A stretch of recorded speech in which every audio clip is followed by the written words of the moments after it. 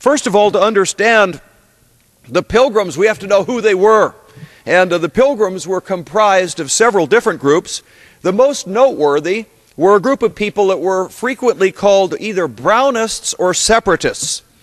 They were in England in the 1610, 1620-ish type of time frame.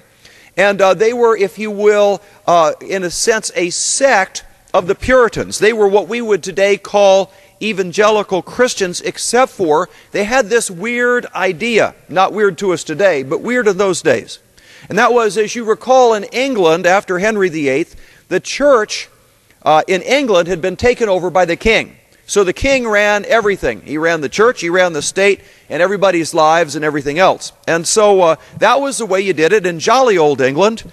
But there was a group of these Christians who had been reading some of the writings that were written about 1580 or so in Scotland, talking about a pattern that they saw in the Old Testament.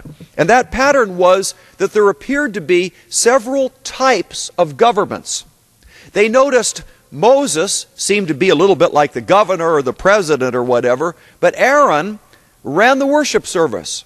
And they saw this separation of civil government from church government.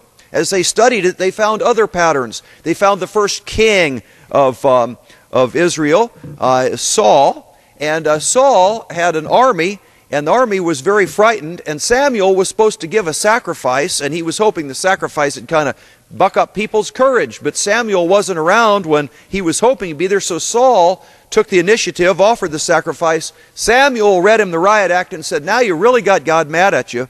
And again, you see a mixing of civil and church governments, which apparently in the Old Testament seem to be separated. So anyway, this theologian was making notes, and this little group of people called separatists took the idea that they were going to separate civil government from church government. Now, they never had the idea of taking God out of anything. That's more of an invention of the Supreme Court in the mid-1900s. But this little group of people here, this picture that I have, which has been touched up a bit, computers do wonderful things, is actually public domain, and it is on the wall of the rotunda of the Capitol, not more than a few hundred feet from where we're standing right now. It's a bit darker. This has been lightened up some.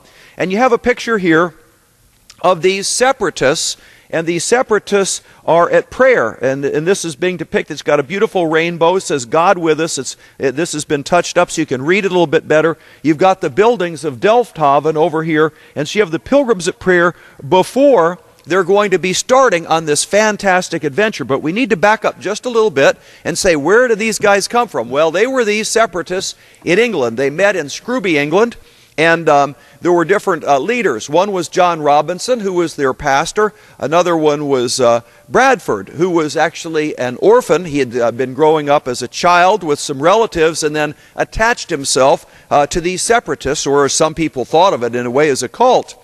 And what these people decided to do was to create their own New Testament church. And so they met at a manor house in Scrooby, England, and together they covenanted to start this little church. It was not under the king, particularly King James. They didn't like King James. King James was a little bit weird. He had some very weird habits. They didn't want him running their church, and they decided they were going to be separatists, get their own pastor, have their own worship service. Well, King James didn't like that. He says, I'm going to harry them out of my country. And so they were harassed on every side, all kinds of different taxes. Their women put in stocks, humiliated, put in jail, property confiscated. In fact, the life of these separatists was made so miserable, even though they tried to meet secretly and arrive at worship service at different times so people wouldn't get wise to them. Eventually they were harried out of England, as the king said he would do, and they moved over to Holland in the Leiden area.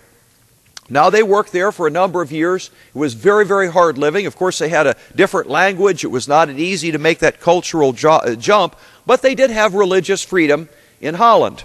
And after, though, about a 10-year or so period, what they started to notice was there were a number of things that they didn't like. And first of all, their bodies were being worn out. They had to work so many hours, 6 or 7 days a week, that they were prematurely aging. But worst of all, their children were picking up bad habits from the Dutch children, and they had made such a big effort to try to walk closely with God that they didn't like the idea of their children being sort of absorbed into the Dutch culture.